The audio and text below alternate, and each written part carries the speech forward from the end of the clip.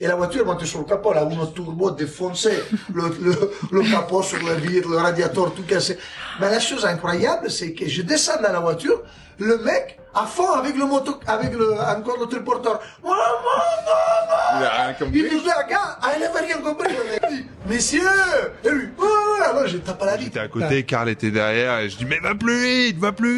Donc il fait le tour du rond-point, et reprend le pont, et il prend plus de vitesse. Donc, le premier, hop, ça saute. Le deuxième, hop, ça saute. Mais il faisait un peu mouillé à l'atterrissage au rond-point. On a à peine réussi à prendre le rond-point. Poteau ici, poteau là. Karl qui gueule, c'est passé à ça, merde! Les amis, vous venez de voir les extraits de cette nouvelle table ronde. Je vous assure, vous allez vous régaler. Et si c'est possible, c'est grâce à des sponsors. Et aujourd'hui, c'est Jabois Assurance qui sponsorise cette vidéo. Vous savez comment à quel point c'est compliqué de se faire assurer, surtout quand on a une voiture de sport ou alors quand on est jeune. L'avantage de Jabois Assurance, c'est que ce sont des passionnés d'automobile et ils sont ultra disponibles. Donc ils vont tout faire pour vous aider au maximum. Et, petite cerise sur le gâteau, vous pouvez aussi assurer votre voiture pour aller faire du circuit. Jabois Assurance, c'est aussi l'assurance de tous les deux roues, de toutes les cylindrées, motos, scooters et même de votre enduro. Et avec leurs 13 assureurs partenaires, vous pouvez aussi assurer votre bâtiment professionnel comme le nôtre au meilleur prix. Je vous invite à aller tester leurs tarifs. Je vous ai mis le lien directement en commentaire épinglé et en description. Alors merci Jabois Assurance de sponsoriser cette vidéo. Et maintenant, régalez-vous bien avec Micro-Off.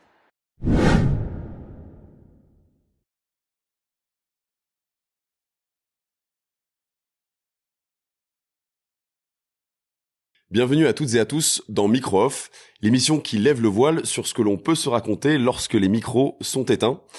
Aujourd'hui, j'ai la chance de recevoir Camille, André, Raoul et Jev, 4 invités que j'ai déjà eus sur le podcast dans la boîte à gants, donc qui n'ont pas de mystère pour vous, puisque j'imagine que vous les avez déjà tous écoutés. Un grand merci à Alessandro Bortesi qui organise l'événement, donc l'élégance à Megève. Et en fait, moi, il y a un premier sujet qui m'intéresse, c'est que je sais que, donc là, on va dire qu'il y a 2 vendeurs d'automobiles, donc toi, Raoul, et toi, Camille. Et il y a 2 pilotes, donc toi, Jev, et toi, André. Et je sais, par exemple, pour vous deux, que votre rencontre, à la base, c'était un peu des embrouilles. C'est-à-dire que... Pour lui, pas trop pour moi.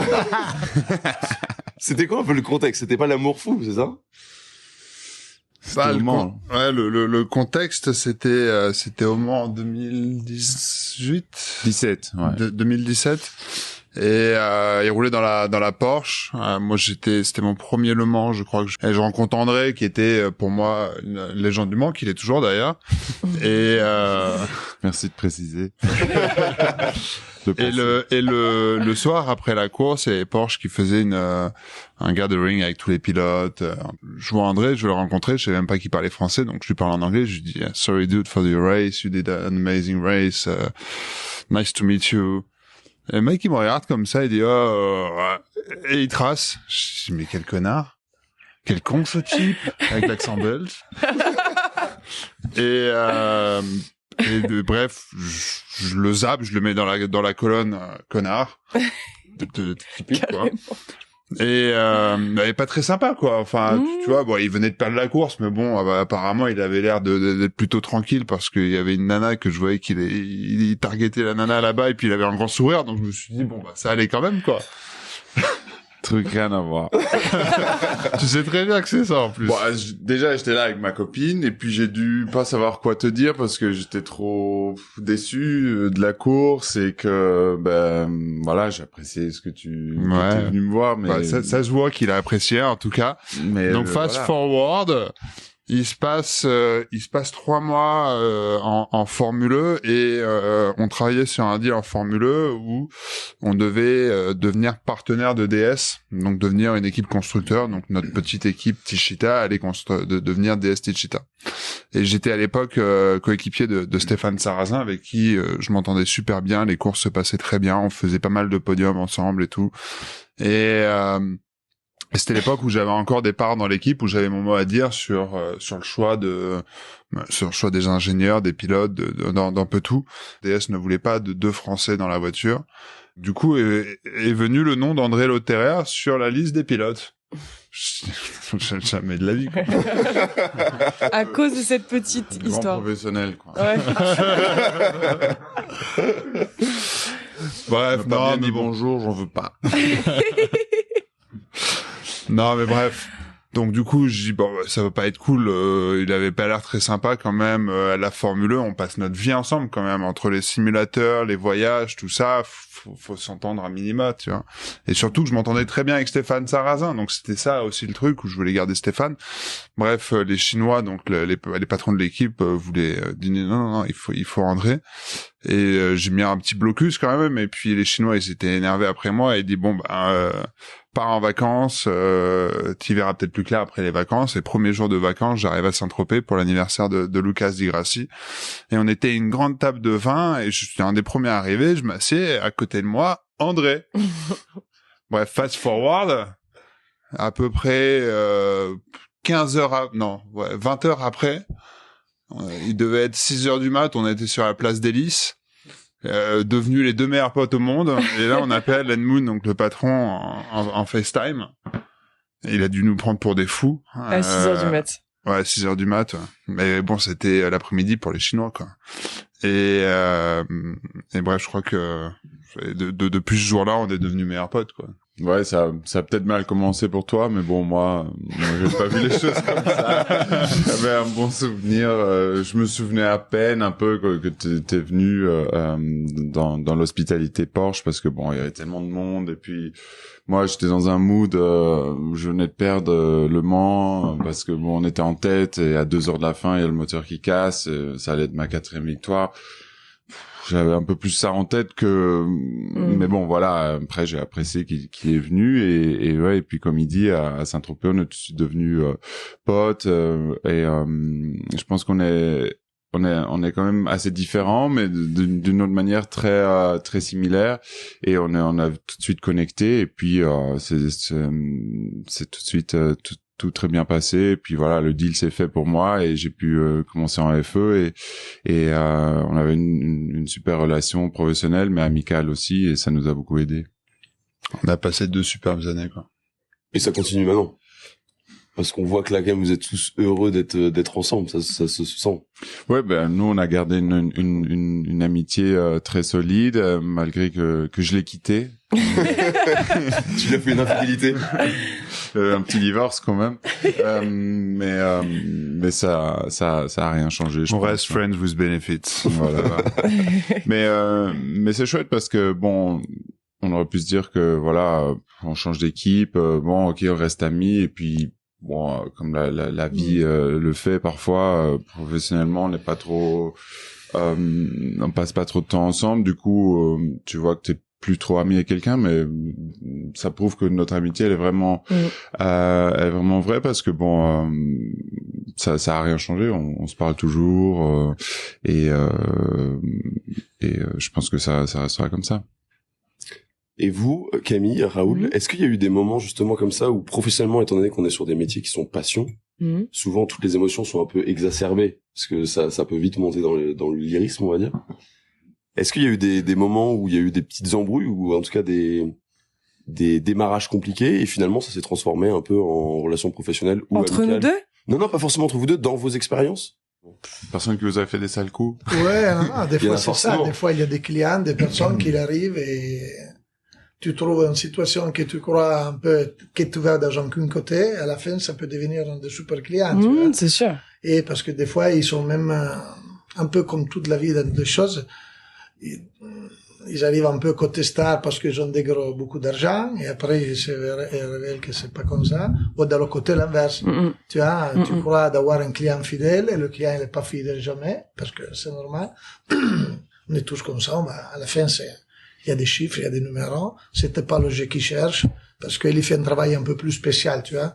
Il est là des produits, disons, spéciaux. Le client qui va chez elle, c'est différent, parce qu'elle a besoin vraiment d'elle. Chez moi, c'est un peu, entre guillemets, mais si je vends des produits d'exception, je vends le marché.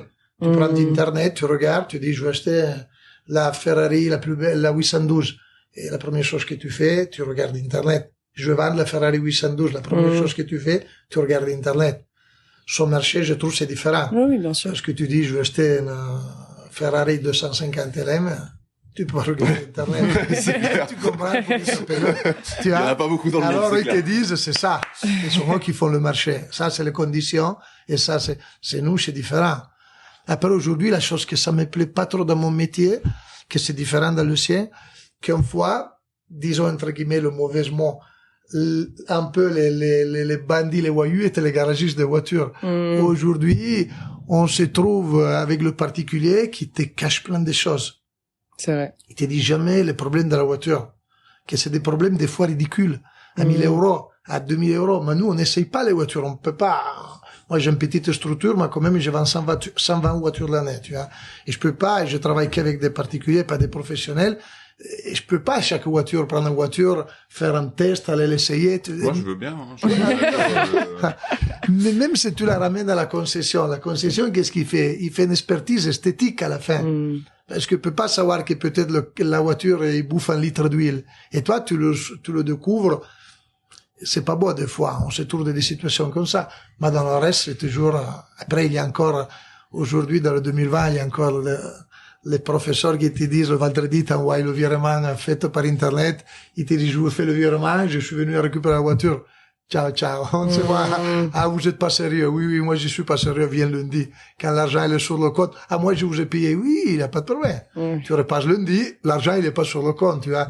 Ça, c'est vraiment, c'est les mythomanes, c'est les mecs qui croient encore que ça marche. Tu vois, je t'ai fait le virement, il arrive avec le bout de papier. Je te connais pas, je t'ai jamais vu, je viens prendre la voiture. Que soit une voiture à 10 ou à 1 million, tu dis, viens lundi. Que c'est mieux. Ah, vous êtes pas bien, vous êtes pas ici. Oui, venez lundi. Lundi, vient plus. Lundi, il est disparu. Lui, et par hasard, le virement. Le plus courageux, j'ai même le courage de t'appeler et dire, ah, j'ai bloqué le virement parce que vous êtes pas sérieux, oui. Ah oui, ouais? parce que le virement, on le bloque. Ah oui, oui. Ah, il y a des mecs, j'ai acheté la voiture. Non, mais attendez, j'achète la voiture à Pininfarina, Sergio Pininfarina, j'achète sa Ferrari FF, sa voiture personnelle. T'achètes pas la voiture. Et sa secrétaire est, Sylvana Appendino, sa secrétaire personnelle, il me dit, mais bon, ok, monsieur Marchisio, la voiture, on vous la donne à nous parce qu'on n'en peut plus. On a vécu une expérience de folie pour chercher de vendre cette voiture. C'était un Ferrari FF. Le geste, c'était magnifique parce que c'était sa voiture personnelle. Sa voiture personnelle à lui, sont eux qui ont quand même désigné la voiture. Il n'y avait pas les logos Ferrari à la place des logos Ferrari, il y avait les logos Pininfarina. C'était vraiment top, sa voiture. Et moi, je dis, ok, parfait, très bien, envoyez-moi le rebanquage, je vous envoie le virement. Et ensuite, étant donné que l'ingénieur il a dit qu'il a le plaisir de connaître, je viens chez vous pour avoir moi le plaisir de connaître. Oui. Ah, c'est comme aujourd'hui ici, t'es avec des, Pininfarina, c'est Pininfarina, tu vois. Je viens le voir, vous me donnez un rendez-vous et je viendrai qu'à voir lui. D'accord. Il me dit, mais non, mais je venez voir la voiture, regardez l'état de la voiture. Il me dit, mais regardez l'état de la voiture de quoi? J'ai dit, j'achète la voiture chez Pininfarina. Oui. Premier propriétaire, mais quel état je dois voir? 20 000 km. Il dit, je vous fais confiance totale. Je dis, mais les autres, ils venaient expertiser la voiture à faire. Après, envoyer jamais l'argent. Maintenant, j'envoie l'argent. Après, j'envoie charger la voiture. Et je viens pour mon plaisir personnel, pour ma culture personnelle, je viens à connaître Monsieur Pininfarina, parce que pour nous, ça fait partie de l'histoire de la voiture. Clairement. Et elle-même, étant donné une boîte comme celle-là, personnage comme cela, il y avait que des escrocs qui cherchaient de lui envoyer des fausses virements, des trucs comme ça. Nous, mon métier, c'est beaucoup plus compliqué, c'est différent. Oui, mais moi, ça m'arrive aussi. Ouais, toi, Camille, t'as vécu quoi un peu dans ce style-là, justement? Moi, je pense que il est arrivé que des gens viennent avec des a priori sur le caractère des uns et des autres, et ça s'est souvent très bien fini parce qu'au final c'était des a priori. Et que... Donc ça partait sur un mauvais départ. Oui, c'est arrivé. Ça, c'est arrivé. D'ailleurs, si vous voulez en apprendre plus sur Camille Guicasse, il y a l'épisode 90 qui lui est consacré. Vous pouvez le retrouver sur YouTube en version filmée et en version audio sur Apple Podcast, Spotify et Deezer. Et t'as un exemple en tête qui te vient sans citer de nom? Non, c'est des amitiés qui se sont créées mais qui étaient mal parties, des gens qui venaient en disant écoutez, on m'a dit que vous étiez un con, mais moi je veux vérifier par moi-même, et au final ça s'est soldé par des amitiés, mais c'est plus des choses générales comme ça. Mais évidemment, moi aussi j'ai des problèmes de gens qui me disent on vous fait un virement et puis finalement j'ai rien, ou... ça arrive aussi, c'est pas parce qu'on après dans notre métier c'est suffisant que les confrères voilà. À la place de dire je pas le produit et je me retire arrière, ils disent moi j'ai vécu toute la vie avec l'histoire de l'italien à Monaco. L'italien à Monaco, qu'est-ce que ça veut dire l'italien à Monaco? Oui, toute la vie, tu vas chez l'italien à Monaco. Tu vas chez l'italien à Monaco. Tu vas chez l'italien à Monaco. Et alors Et alors, je vous rends la voiture, il y a un numéro châssis, il y a des papiers, il y a tout. Prenez, vous vous renseignez. Qu'est-ce que je veux dire, l'italien à Monaco? C'est ridicule, tout ça. Non, mais c'est ridicule. C'est pour ça que l'autre fois, je crois qu'on avait parlé dans notre émission, la chose que ça me dérange un peu aujourd'hui, la visibilité que m'a donné Internet, qu'aujourd'hui, soi-disant, parce que j'ai cette visibilité médiatique, je suis devenu hyper sérieux. Je suis plus l'italien à Monaco. Ah, c'est Raoul. Mais qu'est-ce que ça veut dire? Ouais. Aujourd'hui, je peux être un voyou. Avant, aujourd'hui, je suis devenu sérieux. Avant, non. C'est vraiment, moi, j'ai vécu énormément avec cette histoire de l'italien à Monaco. Et mes confrères, quand tu appelais, j'ai dit, je vais à Monaco avoir une voiture, et je voudrais passer aussi à voir la voiture. Chez qui vous allez? Chez lui, comme ça. D'accord, chez l'italien à Monaco. Bon, contrôlez tout bien, hein. Contrôlez tout bien. Mais qu'est-ce que vous devez contrôler? 26 ans que mon garage ouvert. Là, toujours ma figure, mon nom, moi aussi, que c'est pas facile, mon prénom, non? Parce que tu fais un cagade à Raoul à Monaco, je crois pas que dans les prochains 30 ans, Raoul à Monaco, j'ai des doutes. J'ai vu que des filles, j'ai pas vu un garçon. J'aurais vu un garçon, j'aurais appelé Raoul Junior, il aurait payé lui pour moi. Raoul à Monaco, mais erreur, tu le payes toute la vie, hein. C'est fini. C'est pire que toute la vie. Au bout de 20 ans, tout le monde se rappelle, moi, oui, oui. Et non, alors pas tromper, droit comme tout. Ce week-end, on est tous réunis pour ce concours d'élégance à Megève organisé par Alessandro qui est juste à côté. Vous allez tous glisser avec des voitures magnifiques. On avait dit qu'on parlait pas de voiture. Non, mais on va parler de choses. Des voitures magnifiques, mais dans des circonstances très contrôlées parce que c'est en toute sécurité. Mais j'imagine, vous, en tant qu'amoureux de voiture et de pilotage, parce que je sais, toi, Jeff, que t'es moins fan de KS mais de pilotage, est-ce que ça vous arrivait d'avoir des accidents sur la route? Je parle bien d'accidents sur la route, pas des accidents sur la piste, parce que ça, vous en avez forcément eu. C'est sûr, tous les deux? On a eu un peu de la deux, nous, non? Silence. Sur la route? Ben, c'était sur la route, mais sur la piste. Ah oui, c'est vrai, ouais. C'est-à-dire, tu pensais quoi? Au Mans. Il a oublié de freiner. Il a oublié de freiner, Non, j'étais bon. juste devant, Non. il m'a fait un bébé par derrière. Non, quoi. c'est pas Non, ça. à Punta. Ah oui, c'est ce que je dis. Ah, Punta, ouais. Ouais. On n'avait pas le droit de le raconter, ça. Il y a prescription ou pas? Bah si, bon, on avait la caisse de Loc, déjà on passait un super Karl. week-end. Ouais, la caisse de Loc de Karl. Et c'était après la course. Il y avait un dîner organisé par la Formule E et la route pour y aller déjà, enfin moi j'étais derrière, il y a un pont, un double pont qui passe au-dessus d'une rivière, mais le truc de ouf, tu avec un peu de vitesse, tu décolles. Tu décolles vraiment, C'est vraiment il le savait. pont, C'était quoi la voiture? C'était un Incroyable. truc basique? Nissan, Ouais, d'accord, ok. de Tout ce qui est merde. plus de basique. Et moi derrière, je flippe, je gueule, et bon, ça décolle un petit peu. On fait notre dîner, on s'amuse, et au retour, je dis, c'est moi qui roule. Et on quitte le dîner. après le je dîner, passe hein. au- je On passe- rappelle bien après le dîner. Donc toujours à la Vitelle. Ouais, non, franchement, Vitelle locale, quoi. Vitelle locale, ok. Ouais. ouais. Non, ça va, je fais pas ce genre de choses. On a peut-être deux verres de vin, voilà. Ok, ça Voilà. va, ça va. Mais je prends Mais plus la fatigue de la course et tout. je prends le double boss et je décolle pas. Et moi, j'étais à côté, Karl était derrière, et je dis, mais va plus vite! Donc, il fait le tour du rond-point, il reprend le pont, et il prend alors plus là, de vitesse. donc, le premier, hop, ça saute. Le deuxième, hop, ça saute. Mais il faisait un peu mouillé à l'atterrissage au rond-point. On a à peine réussi à prendre le rond-point. Poteau ici, poteau là. Karl qui gueule, c'est passé à ça, et puis on continue et on voulait aller au bar où toute l'équipe Comment il était. s'appelait ce bar, déjà? Pinocchio? Non. Bref. C'est pas... Et là, je mets sur Google Maps la route pour y aller, et ça nous fait passer par la route de la plage. Et à un moment, route bloquée. Et route bloquée parce qu'en fait, c'était le circuit de Formule 1. Donc du coup, je dis vas-y, je sais pas comment y aller, on s'en fout, on prend le circuit, il est 2h du mat. Donc moi, j'enlève une barrière du circuit. Et là, dans ce cas, c'est ouvert. Et là, André, il prend la piste, il prend la première chicane, il voit tous les murs sont en place et, Et puis tout, il commence à accélérer. il me fait fais gaffe parce que peut-être qu'il y a des murs qui ont été déplacés parce qu'ils Ouais. démontent le circuit. Et là, il y a une chicane rapide avant une grande ligne droite, et là, il prend la chicane, et là, bah, un bruit de folie, le pneu sur la jante et tout. On s'arrête au milieu de la ligne droite, on sort de la voiture, la jante explosée. Le pneu est tout de suite crevé. Et là, sans l'essence. Et André me dit, mais non, on se met dessous, le réservoir perforé, l'essence qui pisse partout.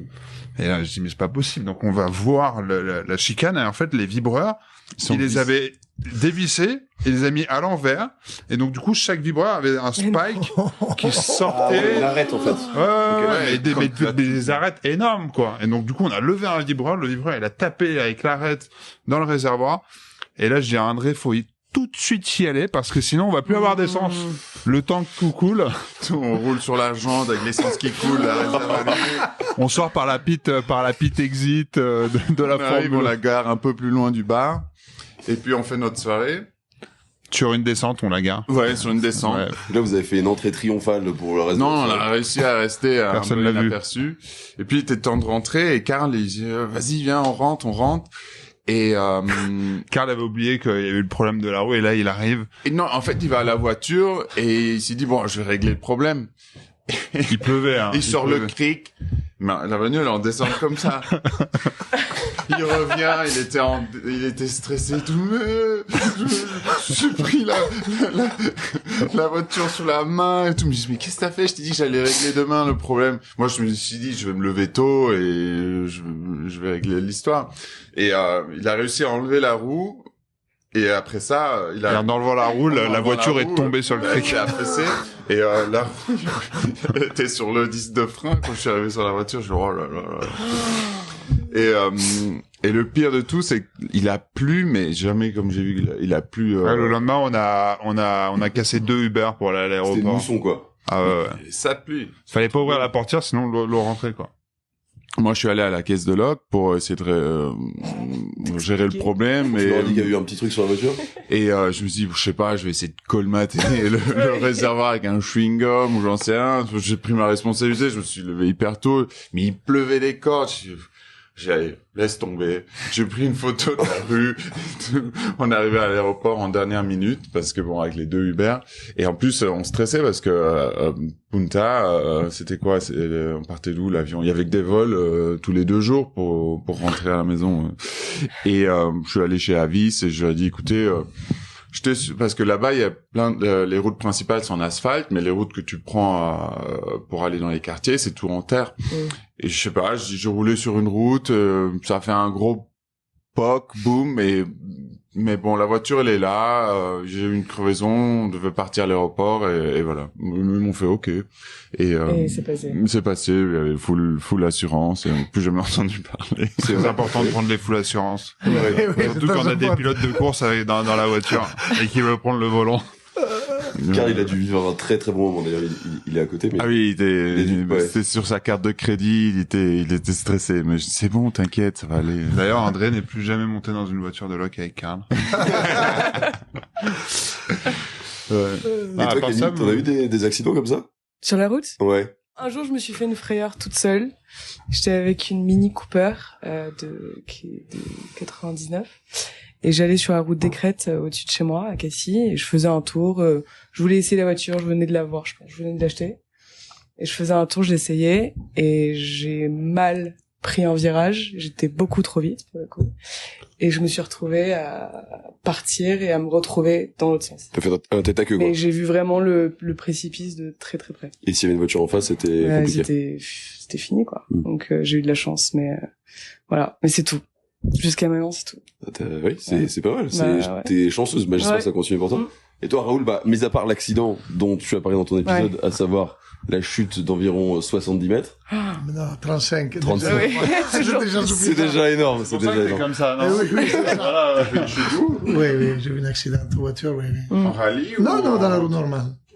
Mais d'un Marche parking. arrière Dans un parking, le c'est ça, avait- ouais. Ils avaient fait le goudron neuf, ils avaient enlevé les barrières, et je suis tombé. Ah, même pas en essayant de rouler. Non, rien. Non, mais moi, après, avec les rallyes, tu sais, je Oui, je bien voudrais sûr. raconter Mais justement, c'est les ça. accidents qu'on a fait pendant les essais. Sur route, est-ce que t'en as eu Oui, parce que nous, on faisait Ah bah oui, la forcément. reconnaissance. La plus belle que je me raconte, c'était à l'Isola d'Elba. on faisait, tu sais, avant, on faisait beaucoup de reconnaissance, non? On allait 15 jours avant sur le rallye, 10 jours avant, et on faisait beaucoup de reconnaissance. Et en plus, moi, je faisais le championnat monomarque Uno Turbo. On était toujours là, était toujours à chercher le mieux. Et alors, un matin, il y avait une partie de Nessé très, comment on dit, très petite, la route. Étroit. Très étroit. Une descente. Et alors, je dis à mon coéquipier, demain matin, on sort à 4 heures, et on va faire que les 2 kilomètres là. On essaie à fond, on essaie parce que je crois qu'on peut s'inventer quelque chose là. Il dit, ok, si tu veux, 4 heures du matin, il y a personne. C'est normal qu'il y a vraiment personne. On en commence. Il monte le soleil, 6 heures. Il dit, bon, on rentre. Oui, on fait dernier passage. Ok. Il y avait un truc en dessin, j'ai dit, très fort. Et nous, on conduisait beaucoup avec le pied gauche, tu sais, pour tenir surtout la Uno Turbo en pression, le turbo. Et là, quatrième, j'ai dit, peut-être que si je mets la 5e là, je mets la 5e, je tire le pied au fond, et je ferai un peu plus, j'arrive à passer avec la 5e. Dans un virage comme ça, je mets la 5e avant d'entrer au virage, mon copier, je le vois qui c'est le copier quand tu vois que t'es genre un peu. C'est T'arrives à voir ça, le coup? Oui, tu te rends compte tout de suite. Ah ouais. Oui, la chose que moi, je supporte pas quand ils changent le ton. Quand ils changent le ton, parce que des fois, les coéquipiers, entre guillemets, qu'est-ce qu'ils font eux? Ils cherchent de te charger, ou ils cherchent de te ralentir. Avec l'automne. Moi, ça, je le permettais pas. Ça me donnait vraiment il me dérangeait énormément, moi. Ouais. Surtout quand t'es gamin. Moi, j'ai signé par l'ancien, j'avais 21 ans. Eux, ils te mettent un copier adulte à côté. Parce que dit qu'il y a l'expérience, tu vois. Et mon coéquipier, il avait 35, 38 ans. Et moi, j'avais 22 ans. Et la première chose que j'ai dit, non, je supporte pas. Et alors, quand même, pour revenir, on fait ce truc dans la descente. Et je vois lui qui se serre un peu, non? Parce qu'il se serre un peu, tu te vois vraiment qu'il serre un peu les jambes, non? Comment dire, les jeux? Tac, il serre un peu. 5e, j'ai mis le gauche sur le frein. La voiture, et on dit, là-bas au fond, je vois un triporteur, comme on dit, au moteur, un pépiage. Je le vois au fond. Je dis, tranquillement, j'avais déjà le pied sur le frein. Il y avait un peu de gravier sur l'asphalte. Je freine la voiture. Comment ça fait le gauche? 4e. 3e. Putain, le motocar. Et le triporteur, il est arrivé en vitesse de fou. Mais...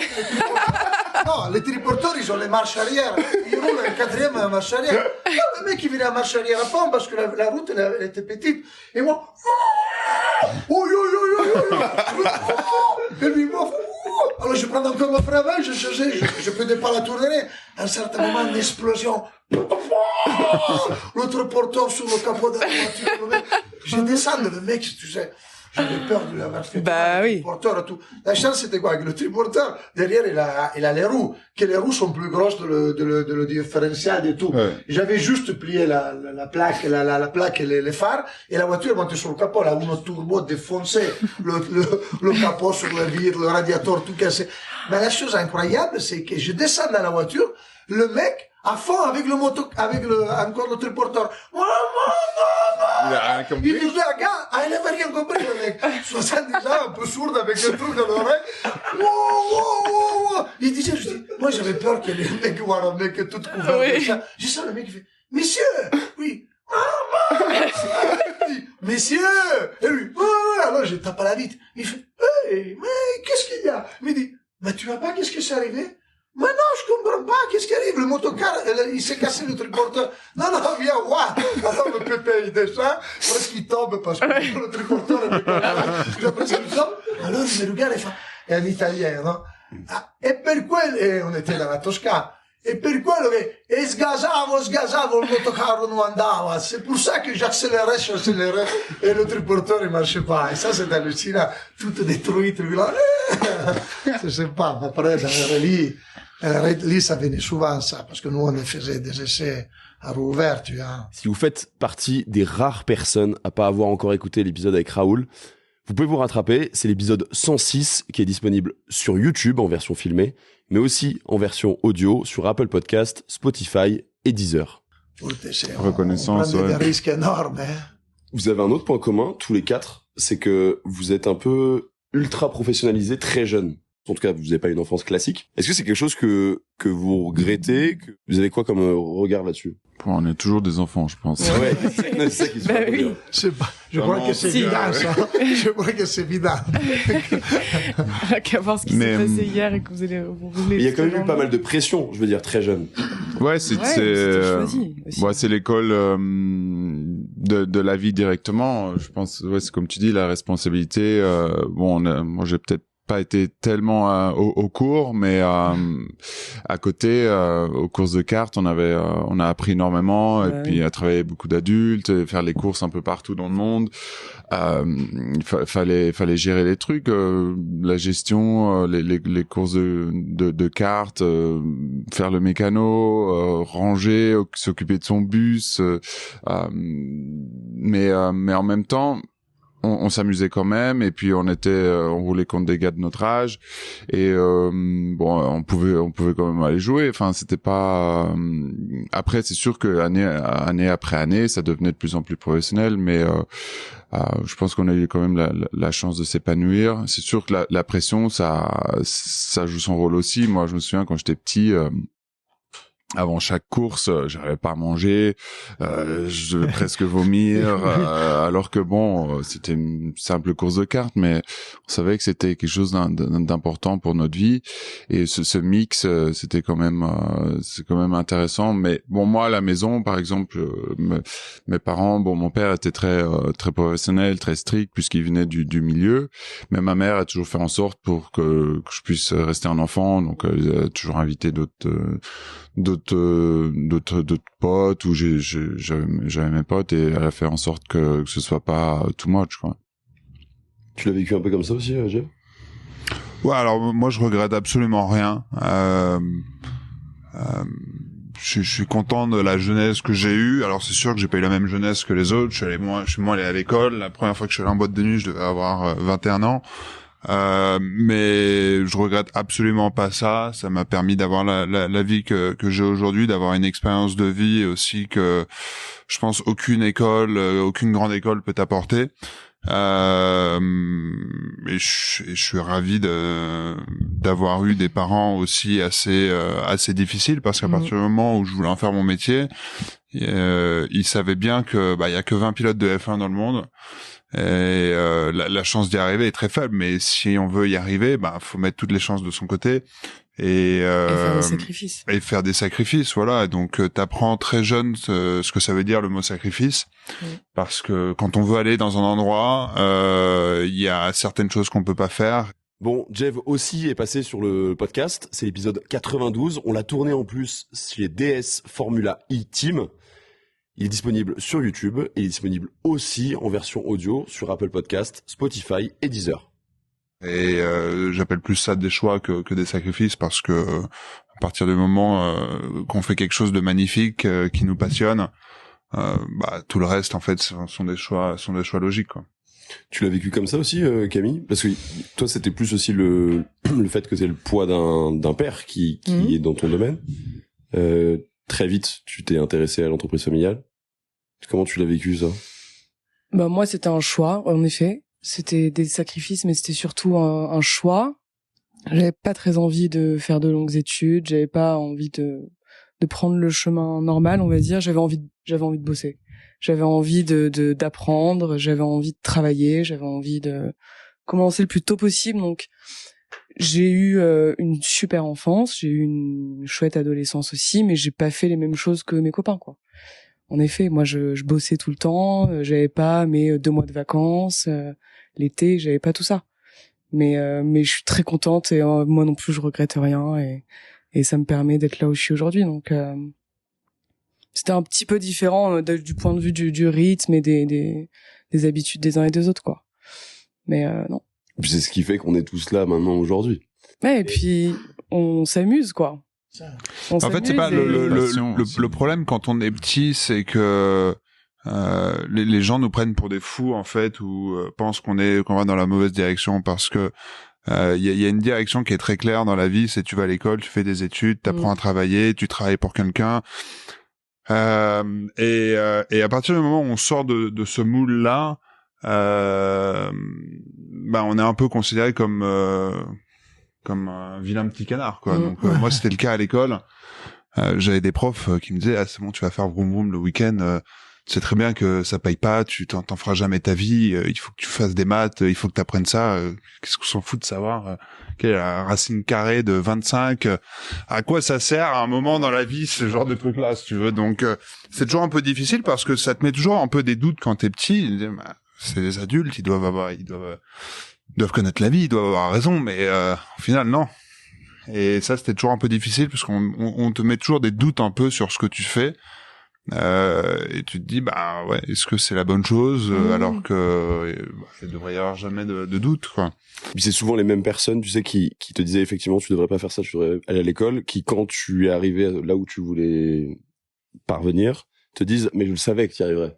C'est souvent les mêmes personnes. Ouais. Moi, j'ai ça à mon école où j'avais certains profs. La moitié des profs, ils comprenaient plus ou moins, mais l'autre moitié, ils étaient complètement contre et ils mettaient limite des bâtons dans les roues si jamais.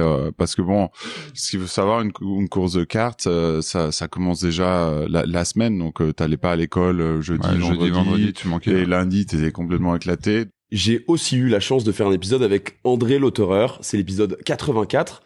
Il est aussi disponible sur YouTube et sur les plateformes de podcast, à savoir Apple Podcast, Spotify, Deezer. Donc c'était toujours compliqué, mais pas fait tes devoirs. Mais moi, il me restait encore 2 années à faire et je les ai pas faites parce que bon, j'étais 5 jours par mois à l'école et j'ai pris la décision. J'avais déjà un contrat de Formule 3 avec Red Bull et je pense dans la dernière année, j'avais amené une photo pour le réfectoire pour me remercier à certains profs et tout. Et ils l'ont mise et j'ai appris des années par après. Les élèves ils demandaient bon c'est qui ça et le prof disait oui vous savez ça c'est André il a réussi en tant que pilote et tout mais c'était pas le meilleur élève mais par contre il a fait son truc donc vous aussi si vous avez quelque chose si vous voulez partir de l'école partez et mais si vous savez ce que vous voulez et que vous y allez c'est pas garanti que vos études va vous emmener là-bas donc je trouvais ça marrant parce que bon quand j'y étais c'était pas le cas. Pas trop ce discours. Voilà. C'est bien, t'as aidé à faire changer de discours, donc c'est cool. Bah ouais. Ouais, voilà. Bon, après, c'est sûr que c'est même les sacrifices qu'ont fait les gens autour de moi, donc mes parents en premier, mais aussi dans ma famille, mon oncle et tout ça, de s'investir, de mettre toutes leurs économies dans un garçon de 12-13 ans. Tu sais pas comment il va tourner, je sais pas, à 15-16 ans, peut-être qu'il va péter un boulard, il en a rien à foutre de la course auto, et puis... comme beaucoup. Comme beaucoup. Mais je les admire parce que de faire autant et de mettre toutes leurs économies là-dedans et de s'investir à fond et d'y croire, c'est quand même exceptionnel. Je sais même pas si moi je pourrais le faire aujourd'hui pour mon propre enfant parce que c'est un risque énorme. On n'a rien et on donne encore plus mais bon ça m'aide toujours même au jour d'aujourd'hui parce que t'as une certaine responsabilité envers eux en plus de ta motivation personnelle de réussir. Donc c'est une bonne pression quoi. Ouais, c'est un travail d'équipe et c'est une énergie aussi qu'on t'a. Tu veux réussir pour eux aussi, quoi. Ouais, c'est bon. Premièrement, c'est pour toi, mais tu sais que t'as quand même, c'est un travail d'équipe. Tu n'as pas réussi tout seul et c'est une certaine responsabilité aussi de tout donner vu ce point-là. Bah, je pense que ça donne un peu de force quand t'es dans des moments difficiles parce qu'il y a plus de moments difficiles quand même dans une carrière que de moments faciles. Et je pense que ça donne cette force de voilà quand t'es au pied du mur de dire je suis pas tout seul, il y a du monde depuis le début et ça donne de la force pour continuer et gravir les difficultés qu'on peut rencontrer quoi. C'est quoi justement un peu vos moments difficiles, ceux qui vous ont vraiment marqué ou presque à un moment où vous êtes petit dit en fait c'est bon, j'en ai trop, j'abandonne, je lâche. Vous étiez vraiment à la limite, à la bordure. Est-ce que ça vous est arrivé déjà? Raoul peut-être? Non, je te dis franchement, oui, même les moments difficiles, l'accident et tout ça, après tu repartes, il faut voir un peu, comment dire, je crois que j'ai plus appris ma vie, je dis, mais c'est peut-être un moment difficile qu'en réalité, toujours, hein. Je suis, entre guillemets, je veux pas être, je suis rien. Mais si je suis Raoul, merci à un moment difficile, tu comprends? Franchement, avec les problèmes, le travail et tout ça, moi, qu'est-ce que j'ai vécu comme eux? À la fin, c'est incroyable parce que nous, qu'on parle qu'on a fait un sport, à la fin, on parle, on dit les mêmes choses. On peut te raconter les mêmes choses parce qu'on a fait les mêmes choses. Mais moi, comme il a dit André, les sacrifices, je crois on les a fait plus vivre aux autres que nous-mêmes, tu vois. Parce que nous, on faisait qu'est-ce qu'on voulait. Ouais. C'était notre rêve. Moi, j'ai arrêté d'aller à l'école. Je n'avais même pas fini l'école. Comme j'avais dit, j'ai commencé à faire les marchés pour gagner de l'argent. J'avais mes copains. Nous, on avait, tu sais, les marchés, ils sont faits toujours avec des lignes, non? Lignes ici, lignes là. Mes copains, ils arrivaient à côté de mon banque, de mon marché. Ils passaient de l'autre côté pour pas me dire bonjour parce que j'avais honte à dire un copain. Ils avaient honte de dire bonjour à un copain qui faisait le marché. Aujourd'hui, ce sont les personnes qui disent, t'es de Monaco, tu connais Raoul? Moi, avec Raoul, on était potes à l'enfance. Non. C'est pas vrai, vous êtes les gens, vous êtes les connards que vous passez de l'autre côté. Les amis de mon père, ils disaient à mon père, ce soir on fait le dîner, viens, on joue un peu à poker, comme ça. Ah oui, je ramène mon fils. Oui, mais quelle tu ramènes? Celle qui joue avec les voitures, celle qui va avec les voitures ou celle qui l'a étudié, tu vois? La mentalité stupide des personnes. Moi, j'avais un contrat déjà à l'ancien, Marlboro, j'étais hyper payé, je gagnais 4 fois qu'est-ce qu'il gagnait mon père. Moi, j'étais le stupide de la famille. Pourquoi moi, je jouais avec les voitures, tu vois? La mentalité autour de toi, c'est hallucinant. Ouais, c'est dingue comment les gens changent aussi une fois que t'as réussi. Tout de suite, plein de nouveaux potes. C'est virtuel, hein. Je crois que c'est juste le moment, hein, parce que comment tu dis, après tu prends, comme on dit, tu tombes sur ta cheville un moment, je le savais, lui c'est zéro, tu tapes dans le mur, c'est fini, on le sait, lui il risque sa vie tous les jours quand on courait, non? C'était comme ça. C'est plus en Italie, ça, non? Oui, tu vois pas, Ronaldo il fait un bout il fait pas de bout pour 3 jours, c'est fini. Ronaldo il est devenu un connard. Après, 4 jours après, il fait de nouveau le bout. Oh, Ronaldo, la star. Oui, non, mais c'est hallucinant. Ouais. C'est hallucinant. Là, tu comprends. Toi, il t'est arrivé des galères comme ça un peu, des moments où t'avais voulu abandonner, peut-être aussi parce que une femme dans le milieu auto, on a du temps te charger la mule à ce moment-là aussi quand tu débutais. De là à abandonner, non. T'as jamais eu un moment où tu t'es dit c'est trop... Non, Yann, je suis trop passionnée, j'ai trop envie d'aller où je vais, donc j'ai beaucoup trop d'objectifs et d'envie, mais c'est sûr qu'il y a des moments difficiles, mais comme tu dis, Raoul, c'est les moments difficiles qui font que tu es la personne que tu es aujourd'hui, donc et c'est grâce à ça, donc il faut les affronter, il faut surtout pas baisser les bras, mais non. Moi, je pense que avec notre passion, on n'a jamais eu ces moments où on s'est dit c'est trop, on va arrêter. Ouais. C'est plus les bâtons dans les roues ou d'être au mauvais moment, au mauvais endroit et de pas avoir les opportunités qu'on voulait et d'avoir eu des difficultés. Mais je pense que notre motivation elle est intacte. Moi, la chose que ça m'a dérangé aussi beaucoup, de découvrir, d'avoir quelqu'un à côté de toi, la place qu'à la fin était plus heureux quand t'étais en défaillance que et tu croyais d'avoir quelqu'un à côté de toi, disons, pas de la famille, mais des potes comme ça, que à la fin, ils travaillaient pas avec toi, mais ils travaillaient contre toi. Ça m'a vraiment, mais lui, et là, c'est vraiment, après, tu dis, est-ce que justement par rapport comprends que t'es tout seul, je veux dire, hein, nous. Justement, par rapport à l'entourage, est-ce que finalement, vous entourez pas je parle de vos amis proches, que de gens qui sont dans le milieu, qui vous comprennent? Ou alors justement c'est l'inverse, les amis proches sont vraiment extérieurs et ça permet d'avoir une espèce de sas de décompression? Ouais, je pense qu'il faut avoir un mix. Il y a des gens qui connaissent très bien la matière, qui connaissent très bien le sport auto et qui sont en même temps des amis. Donc du coup, avec eux, on peut s'échanger très très très techniquement où ils comprennent tout. Mais bon, dans nos cercles d'amis, c'est sûr que on n'a pas envie de passer des dîners à toujours parler de bagnole, mais bon, parfois c'est sympa aussi. Ça dépend si on a envie de raconter notre course ou. Je pense pas que, en tout cas, moi, je me force pas à définir mes amis. Ouais, ils sont pas du sport auto et je préfère ça comme ça.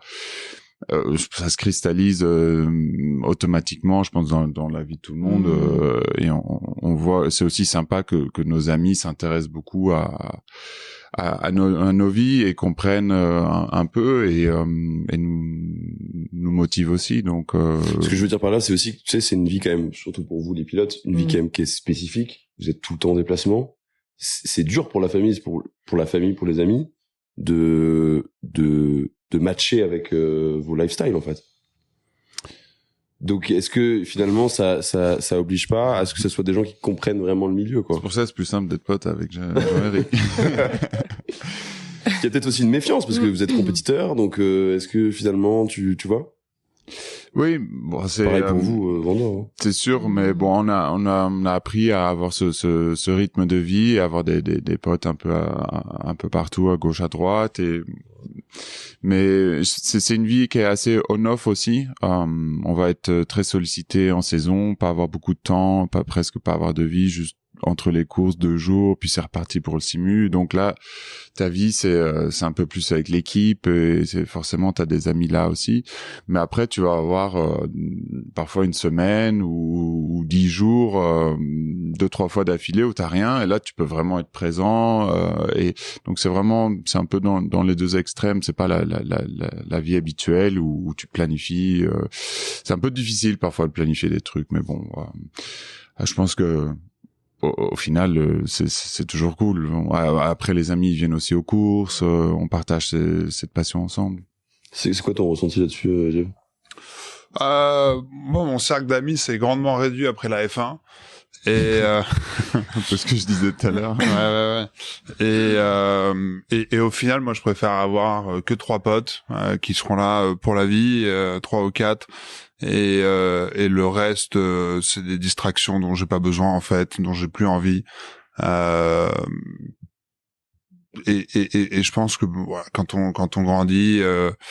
Voilà, on réalise, on comprend où sont ses vrais amis, où sont les faux amis, comme tu disais, ceux qui disent mais je le connaissais, c'était mon grand pote. Non, j'étais pas ton pote, frérot, quoi. T'es devenu mon pote quand j'étais en F1 et tu parlais de moi et puis maintenant j'existe plus. Donc malheureusement, il y a énormément de gens comme ça. Et tu peux avoir des méconvenus quand tu réalises où ils sont. Donc vu que j'ai eu quand même pas mal de méconvenus dans ma carrière, t'apprends au bout d'un moment par la force des choses à savoir où sont tes vrais amis, quoi. Ouais, et la passion, c'est la passion qui, toi aussi, Camille, ce que tu disais tout à l'heure, te drive un peu dans tous ces choix finalement, c'est ça? Oui, bien sûr. Par rapport, je veux dire, à le cercle que tu vas avoir autour de toi. Toi aussi, t'as eu des déceptions un petit peu comme ça ou? Non, pas vraiment. Pas vraiment. Non, mais moi j'ai pas énormément d'amis. Enfin, j'ai plein d'amis qui sont pas du tout dans le milieu automobile, qui sont même pas passionnés de voiture, rien. Pas du tout. Enfin, j'en ai plein. Tu parles de moi. J'ai quand même un tout petit peu pilote quand même, j'aime. Donc, mais t'es quand même lié à l'auto, quoi. Donc. Mais je pense que l'amitié que vous avez tous les deux doit pas arriver très souvent. Il y a pas beaucoup de pilotes qui sont amis, je pense. Non, c'est super rare. Voilà. Non, c'est très rare. On est d'accord qu'il y a quand même plutôt l'esprit de compète qui en général va dissocier. Souvent, dans 80% des cas, ton équipier, c'est le premier que t'as envie de tuer. Voilà. Et il y a énormément de gens qui la jouent très fine ou qui te font des sales coups ou c'est simplement leur. Bon, après tu peux pas leur en vouloir. Hein, on n'est pas là pour un anniversaire d'enfant. Hein, mais c'est comme ça. Après, mentalement, on se focalise sur nous-mêmes. Mais bon. C'est sûr que de faire ça en amitié, c'est particulier, c'est unique, mais je pense que c'est aussi d'une certaine, je sais pas, on peut dire ça intelligence, mais c'est bon, dans l'intérêt du team aussi, c'était bien. Donc on est allé de l'avant ensemble, on a mis nos forces ensemble et on a quand même réussi à faire 2 titres de champion du monde d'équipe et Jeff a gagné ces 2 titres aussi. Donc il y a quand même quelque chose qui a bien marché et bon après c'est une confiance aussi qu'il faut avoir. C'est c'est pas toujours facile. Bon, après moi, je viens de l'endurance, donc j'avais une très bonne relation avec mes équipiers en endurance, mais c'est pas pareil parce que là on partage la voiture ensemble. Mais bon, j'ai toujours un peu vécu ça parce que bon, au Japon, quand j'ai roulé là-bas aussi, je partageais ma voiture en GT avec quelqu'un, donc d'un peu plus ouvert. Mais par exemple, tu tombes parfois sur des gars qui ont jamais eu d'équipier comme ça. Et ils te regardent même pas le jour de la course. Ils disent, mais il se passe quoi, là? Enfin, je suis d'accord qu'on est pas potes, mais bon, quand même, quoi. C'est de bosser un peu ensemble, mais ouais, c'est sûr que c'est rare. Mais On voilà. faisait des siestes ensemble, coco. C'est vrai, en plus. C'est vrai, on n'avait pas de... Tu sais, la Formule E, c'est pas si glamour qu'on croit parce qu'on est dans les villes, donc du coup on n'a pas beaucoup de place dans les garages et on partage une petite chambre pour se changer. Oui. Et on avait des tapis qu'on mettait sur le sol, on mettait nos sacs d'affaires derrière, un oreiller, et puis on était côte en train de faire des petites siestes avant la qualif ensemble, quoi. On a même partagé une chambre parce que moi j'ai réservé la chambre d'hôtel un mois trop tard, je me suis trompé de mois et je vais au check-in. C'était le bonjour, mais pas la... Voilà, c'était comme ça. C'était au W à Santiago. Et du coup, on a partagé le lit. Voilà. Mais non, mais après c'est plus sympa aussi. On partage la même passion, on fait les voyages ensemble. On a une chance inouïe de vivre ça ensemble. Puis j'imagine qu'avec l'expérience, tu es plus à même de détecter qui est vrai et qui est faux, parce que vous avez dû prendre tous plus ou moins des couteaux dans le dos à un moment dans votre carrière. Des gens que tu pensais être des gens vraiment sincères et qui finalement te la mettent à l'envers. Et une fois que t'as pris la leçon, on disait tout à l'heure, c'est quand t'as des Moi, coups... je crois que la chance de la maturité, ça te donne le choix de choisir avec qui tu veux passer ton temps, tu vois. C'est juste ça. Ouais, après t'apprends aussi que... T'as pas besoin, t'as ta famille, t'as des choses importantes. Tu peux pas vraiment dépendre de quelqu'un dans ce sport. Tu fais ton truc, ton chemin. Tout ce qui est en plus, c'est du extra, mais le reste, c'est ta responsabilité. Tu peux pas te mettre dans une situation où quelqu'un ait le pouvoir de te faire un coup. Tu dois faire tes choses bien et avoir tes ingrédients là avec toi et ça peut pas être bancal, quoi. Après, c'est sûr que ça arrive toujours, mais tu dois te mettre en sorte que ça t'affecte pas. Ouais, même dans le travail, c'est la même chose. Hein. Moi, j'ai eu un problème cet été, mon employé m'a quitté. Ça. On est deux au garage, parce qu'on fait beaucoup de travail, mais on était qu'à deux. Il m'a quitté avec un prévis de 15 jours, 13 ans et demi ensemble. Mais non. 13 ans et demi ensemble. Hyper sérieux, mais comme il faut, tu vois. 13 ans et demi ensemble. On met un testo un matin. Il m'a dit, je viens plus jeudi, tu vois. Oui, moi, je te l'avais dit 15 jours de ça. Je t'ai formé le stagiaire. Bravo. Moi, ça m'a changé rien. Heureux pour lui. Mais moi, un mec qui change de vie, je suis heureux pour lui. Préviens-moi. Ouais. Il y a une façon de faire les choses. Bien, ouais. Ça me dérange parce que tout ça, il a donné autour de moi, parce que moi, j'ai un caractère que ça me passe tout. Tu comprends? Je me rends compte de rien. Mais autour de moi, il a donné des gars. Tu vois, mes filles croyaient d'avoir quelqu'un de la famille. Il les a perturbés fortement. Ma femme aussi, parce que après il a raconté qu'il avait plus travaillé dans le milieu de la voiture parce qu'il avait marre de Monaco, de la voiture. Et après, on découvre qu'il est déjà dans un garage 15 jours après. Il m'a dit, qu'est-ce que tu fais? Qu'est-ce que ça me change? Moi, 50 ans. T'as trouvé quelque chose de mieux, fais ton chemin. Ouais. Mais vraiment, je crois qu'aujourd'hui, à un certain moment... Comme André quand il est parti chez Porsche. Voilà. Faut choisir son chemin, les personnes restent ensemble, finir la musique. Des fois... Et de toute façon, dans tout ce que vous dites, j'ai l'impression que c'est la passion qui vous a toujours sauvé et qui vous a remis sur le droit chemin. Il y a aucun moment où justement le fait de vivre de sa passion, on s'en dégoûte un petit peu et on se dit, on oublie la chance qu'on a d'en vivre. Tous les week-ends quand tu rentres d'une course que tu gagnes pas. Ouais. c'est un peu ça, hein, quand même. Ouais, c'est un peu ça. Et quand tu pars à l'autre bout du monde, que tu te prends 4 jours de préparation au simulateur, quand t'es enfermé dans une boîte noire, que tu bouffes des bips, de l'énergie, des settings par zone, de ci, de ça, que t'arrives, que tu te prends 12 heures de voyage, que tu te prends le décalage horaire, que tu roules, et que tu rentres et que dans le dernier tour t'as un problème de voiture où tu t'accroches, ou t'as juste pas la performance que t'as fait tout le travail pour, tu rentres à la maison, t'es pas bien quand même, quoi. Tu te dis, qu'est-ce que tu fais, quoi. C'est un peu dur, quoi. Ça va vraiment dans les deux sens, hein. C'est roller coaster, quoi. Ça y est, c'est bon, là. Je suis reparti, j'adore mon job et tout. Mais ça peut être hyper frustrant. C'est la même chose dans le travail. Ouais, des fois, sûr. tu travailles à fond, t'impliques avec un client C'est et tout clair. et tout. Après, tu découvres que le mec, pour 1000 euros, il a acheté une voiture ailleurs. Ouais. Là, tu dis, 1000 euros. Alors, je comprends. Tu la voulais blanc, moi, je l'avais noire. Tu la voulais blanche, je l'avais noire. D'accord. Mais 1000 euros, t'es là ailleurs et t'as fait 1000 kilomètres. Tu me l'aurais dit, j'aurais fait le nécessaire, tu vois. Parce que nous, des fois, on s'implique vraiment bien fort. sûr. Hein. Ça, On c'est fait sûr. des choses pour le client, tu respectes la position du client, la Ça, personne c'est sûr. et tout. Tu cherches d'avoir un côté peut-être, disons pas amitié, mais respect. On a mangé quelques fois ensemble, tu sais, je traite bien. Après, le mec, il te répond même plus. Et le mec, Ouais. il t'appelle plus, tu comprends que, et mon employé, il dit, mais tu l'appelles pas? Non, j'appelle pas. On avait tout défini, s'il m'appelle pas parce qu'il a changé d'avis. Après, un jour, tu le vois passer devant le garage, tu te fais coucou avec une autre voiture d'une couleur, tu peux rien dire, non. C'est la même histoire. Tu travailles à fond. Aujourd'hui, c'est la même chose. J'ai vécu un peu qu'est-ce que j'ai vécu avant, tu vois.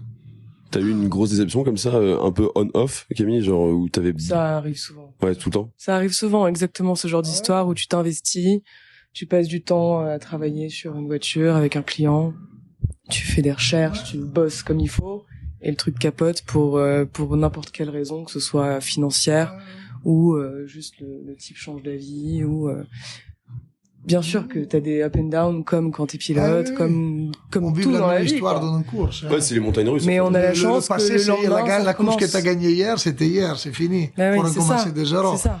Hier, c'est hier. Après, si tu veux vivre des souvenirs, tu vis des souvenirs. Ouais. Mais hier, c'était hier. Si tu veux continuer à rester au bout, hier, c'était hier. Des fois, moi, ils me disent même les choses, même dans le business, des opérations immobilières, tu sais, oui, mais t'as fait ça, oui, mais c'était hier. Maintenant, il faut que je m'investis pour faire, parce qu'après, tu sais, tu pars, tu dis, quand je veux l'accident en voiture, j'ai dit dans ma tête, putain, il faut maintenant que je trouve le moyen, parce que je courrai plus, peut-être que je courrai plus, j'ai mis 1 an et demi, 2 ans à revenir, il faut que je trouve un travail pour payer mon crédit de mon appartement que je me suis payé à Monaco et tout ça.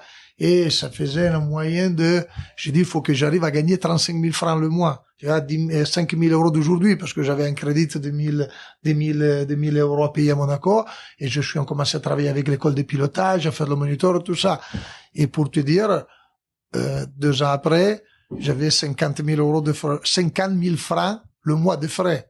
Pour dire, j'étais déjà fini dans un loop de travail, que c'était totalement différent de ce que j'avais commencé, tu vois. Je dis, ouais, si j'arrive à gagner 30 000 francs, je m'en sors.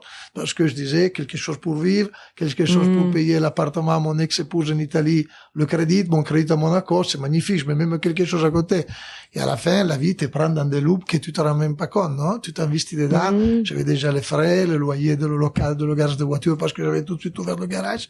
Et l'employé, tout. Mais tout, ça allait arrière, tu vois. Et moi, qu'est-ce que j'ai fait hier, comme je crois vous-même? Hier, c'était hier. Aujourd'hui, il faut recommencer à fond. C'est pas parce que tu as vendu quelque chose aujourd'hui, demain, tu peux dire, ah, relax, j'ai vendu une voiture, j'ai gagné, oui. Parce qu'après, peut-être que dans 3 mois, tu vends rien. 2 mois, tu vends rien. 1 mois, tu vends rien. Et comme dans le sport, non? T'as gagné hier, après, ça commence le mauvais tour que tu comprends pas, le pneu que ça se crée, la bougie que ça pète sur le stade. Et tu dis, bon, qu'est-ce qui arrive maintenant? En tout cas, votre passion, elle est intacte, parce que si on se retrouve là sur un week-end pour... voilà, certes, l'événement est juste incroyable, l'élégance à Megève, les voitures sont folles, mais quand tu viens sur ton temps perso pour kiffer avec des caisses et des potes, c'est quand même que tout est resté intact, quoi.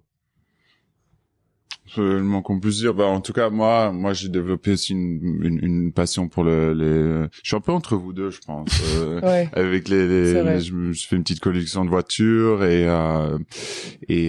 c'est quelque chose qui m'intéresse beaucoup. Très loin de vous. Et peut-être que tu vas t'y mettre un jour. Non, peut-être. En tout cas, je sais qui a appelé, si je veux m'y mettre, quoi. M'appelle pas pour après appeler les notes, hein. Pour aller chez non. Que si c'est pour aller chez Camille. Ouais, ça va. Alors, ça va. C'est bon, parfait. Mais Jeff, il connaît absolument rien en bagnole. Il savait même pas que sa GT2 RS, il avait un turbo. Magnifique, ça. C'est top. On a dit qu'on n'en parlait pas. Bon client, ça peut être un bon client, bien. Fais gaffe, parce que j'ai des potes qui s'y connaissent, je vais les appeler, tu dis, t'en penses quoi? Ils vont tout me dire, hein. Ceci dit, une GT2 RS, c'est quand même une belle caisse, hein. C'est une très belle caisse. Tu dois kiffer la conduire. Ouais, enfin, c'est un peu Quoi? Continue. Ouais. C'est une voiture, quoi. Non, c'est une belle caisse. On a eu des bons moments parce qu'on allait au simulateur. André, sa GT3, moi j'aimais ma GT2 RS. Ah, c'était quand même cool, ça. Ouais, ça c'était marrant, ça. Et puis on driftait autour du rond-point, mais j'ai du mal à drifter avec ma GT2. C'était plus facile avec sa GT3, je trouve. Non, j'aime bien les voitures. Après, j'ai une grande chance de pouvoir rouler avec des super voitures sur circuit et je me suis fait quelques frayeurs quand j'ai récupéré mon permis à 18 ans et j'ai quand même vite réalisé que bon, la route c'était pas le circuit et avoir une bagnole de 700 chevaux sur la route, ouais, c'est sympa, mais quand t'as l'habitude d'utiliser le dernier pourcent de ta voiture et que t'as une voiture sur la route où tu peux rien utiliser, tu utilises à peine 5%, je me dis, c'est quoi le but, en fait? Je me suis dit, je vais terminer sur la une de l'équipe ou la une du Figaro, Jean-Éric Verne terminé en prison, arrêté à 300 km/h au lieu de 110. Ça m'est jamais arrivé, moi. Non, mais je me suis vu, je dis, est-ce que ça en vaut la peine? Je trouve pas, en fait. Donc peut-être que quand j'arrêterai ma carrière, ouais, j'aurais envie de peut-être utiliser 10% d'une voiture et me faire plaisir avec ça. Mais aujourd'hui, je suis pas du tout dans cette optique-là, en fait. Donc, Puis finalement, est-ce que c'est pas toi qui représente un peu la majorité des pilotes? C'est-à-dire qu'il y a quand même beaucoup de pilotes qui sont pas forcément intéressés par les voitures de route parce qu'ils prennent tellement de sensations. Non, je crois que je fais partie d'un petit pourcentage. Ah ouais? Quand même, Mais ouais. c'est un ensemble de choses. Moi, j'aime beaucoup. Bon, il y a des voitures rares qui ont énormément d'historique, qui me passionnent tellement. Je suis pas obligé de rouler à fond avec. Ouais, Tu vois, sûr. juste ma quattro, tu te balades un peu, tu fais une petite axelle, tu dépasses à peine la limite de la vitesse. C'est un quelque chose, sentiment. le bruit. La Carrera GT, tu te balades avec le V10 t'es pas obligé de faire le fou avec non plus. Et après, Peut-être bon. que t'es pas assez raisonnable, en fait. Ouais, ça doit être ça. Ça doit être ça. Je crois que J'ai pas de limite. t'es pas C'était quand même assez mature. Au jour d'aujourd'hui, c'est que c'est des bons placements Ouais, aussi. c'est des bons placements. Bien sûr. C'est ça. Entre autres. Et donc pour moi, de lier ces choses ensemble, c'est cool, quoi. Mais bon, moi j'ai du mal à vendre parce que moi j'adore tellement mes voitures. Je suis Tu le vends plus. émotionnellement attaché et j'en ai vendu une. Je l'ai regretté, quoi. Mais T'avais vendu laquelle? j'avais une Porsche 964 RS 3 litres 8, une des plus rares. Il n'y en avait que 50. Et je l'avais acheté, je sais pas, en 2014, je crois, 320 000, Elle était rouge. hein. Et souvent on venait, vas-y, je te la rachète, et je non. Puis il y a un gars qui est venu et 1,1 million. Je dis, c'est compliqué là. Tu peux pas. Mais Là, c'est bon, les- apparemment, il la revend, il y a 2 ans, il la revend maintenant, il l'offre à 1,8 million. Il paraît que c'est ambitieux, mais Ouais, on sait j'aurais dû jamais. la garder. Mais bon, Oui, mais on après, peut pas savoir, Tu peux c'est- pas tout garder Ouais. non plus, c'est un quoi. peu de cash, j'ai acheté une maison à maman, voilà, quoi. Oui, c'est vrai. C'est la même vie. histoire avec ton R18, non? Ouais, la 18, c'est un peu... J'aurais dû aussi la garder, celle-là, parce que Audi, après... R18, on parle pas d'une Renault 18, hein, juste dis ça pour les auditeurs. oui, la LMP1 d'Audi, quoi. Bon, après, elle avait pas un historique de dingue, parce que c'est les voitures qui ont beaucoup d'historique, ils les gardent au musée. Mais ils ont, comme cadeau aux pilotes, donné l'opportunité en premier d'acheter ces voitures à un prix pas trop mauvais, quoi. Et moi, je m'en suis réservé 2. Mais le problème, c'est qu'on pouvait pas rouler du tout avec. Ils prenaient Pour l'électronique. garder la carte. Et après, c'était un peu un pari sur le long terme de se dire, un jour, ça va Oui, rerouler. et c'était pas que le moment d'aujourd'hui. Bah Hein. oui. Voilà. Parce que c'était pas que tout le monde, tu vois, tu sais Oui. pas que tu disais, j'achète une voiture dans 3 ans. Et j'en ai parlé à gauche, à droite. Tout le monde était Ça déjà chauffait tombé. pas trop les gens. Mais, tu sais, dans le sport auto, le problème, c'est que tu signes un contrat 2 ans, 3 ans. Tu sais, ok, je vais gagner autant. Après, est-ce que ça continue? C'est toujours Bah, un peu c'est ça, difficile ouais. de se projeter sur le long terme. T'as pas un job Ouais. fixé où tu sais que en 20 ans, je vais y arriver, quoi. Donc bon, t'as ces biens qui sont là, qui dorment, et puis bon, là de nouveau aussi, un gars il est venu, il m'a fait une offre et j'étais un peu faible et bon l'ensemble de choses que on pouvait pas rouler avec, mais je regrette énormément parce que bon, j'ai continué à réussir dans ma carrière et bon, le cash, j'aurais peut-être pas trop besoin. À ce moment-là, ça m'intéressait, mais ça aurait été trop bien d'avoir cette voiture en mémoire de mon époque avec Audi. C'était la 2011 et Elle roule maintenant en plus, non? je pense qu'il y a un plan pour les mettre à rouler, mais elles sont toujours pas autorisées à rouler. Mais voilà, c'est des choses dans la vie. Voilà, je pense que c'est pareil pour vous. Hein. Tu aurais gardé une certaine voiture, la tripler en valeur. Bien sûr. Mais bon, voilà, moi c'est un mix entre la passion aussi, parce que émotionnellement c'est une voiture qui représentait beaucoup, donc l'avoir à la maison, ça aurait été super cool, quoi, même si elle roule pas. Mais bon, voilà. D'autant plus que les teams maintenant ne proposent plus vraiment les voitures aux pilotes. Je crois qu'ils le font de moins en moins. Hein. Moi, j'ai essayé avec la Peugeot, c'est compliqué. C'est compliqué. Je vais pas abandonner, la bataille. Je vais essayer d'en récupérer une quand même. Et je suis content, j'ai récupéré la Formule 1 avec laquelle j'ai gagné le championnat, donc ça c'est cool. Oui, c'est vrai. Ah, c'est vrai. Ouais. T'as le chargeur avec? j'ai je la branche sur le 12 volts. Mais non, pour des raisons d'IP, je l'ai pas encore récupéré, je la récupère dans 4 ans. Mais ça, je suis content, je sais que je la garderai, et j'espère, mais il y a des pilotes qui arrivent comme ça à négocier les voitures dans leur contrat, aussi en rallye beaucoup. Oui, énormément, oui. Je parlais à Walter Röll aussi, il avait... Et Cancunin, il vient devant, je crois, il vient devant la collection, il y avait énormément de voitures lui aussi. Mais aussi en F1, mais chez Porsche, par exemple, c'est impossible. Ouais. C'est tellement... J'aurais demandé un peu... T'as tâté le terrain, quoi. Si vous les vendez, vos MP1, enfin non. Parce qu'en fait, c'est une Par marque rapport à la recherche et le développement, forte, précieuse et forte, que s'ils choisissent une personne, parce qu'il y a des gens qui ont de l'argent pour acheter ces voitures, il y en a des milliers, il y en a plein, et pourquoi lui et pas lui? Et Audi, ils ont quand même réussi à faire ça, parce que bon, c'est pas la même marque, et de se dire ok, nos pilotes, on leur fait un cadeau, mais chez Porsche c'est juste impossible. C'est donc je pense que c'est négociable quand tu signes ton contrat, que tu dis que tu mets des conditions. Parce que si tu gagnes les 24 heures du Mans pour Porsche, c'est une telle visibilité, c'est tellement énorme pour eux que qu'est-ce qu'ils ont à y perdre? C'est ce que tu te dis, mais même pas. C'est ce que même pas, rien. Ils traitent tous les pilotes de la même manière, sur le même pied d'égalité, parce que s'ils veulent faire ça pour toi, ils doivent le faire pour un autre. Donc, ils se prennent même pas la tête à ce niveau-là. C'est pareil pour tout le monde. Nine. Et voilà. Moi, j'ai vu celle de Dino Capello aussi. Oui, mais eux, ils l'ont reçu comme cadeau en fin de carrière, mais c'est pas eux, c'est un lease lifelong à vie.